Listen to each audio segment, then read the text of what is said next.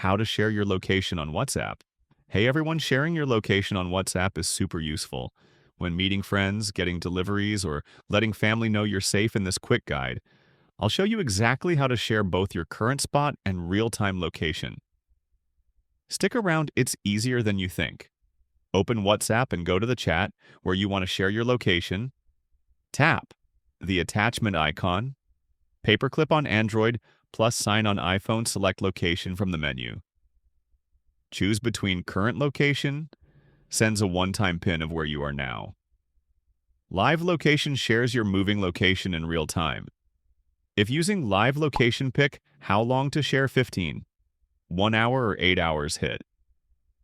Send your location will appear in the chat immediately. Bonus tip: you can stop live sharing anytime by tapping stop sharing in the chat.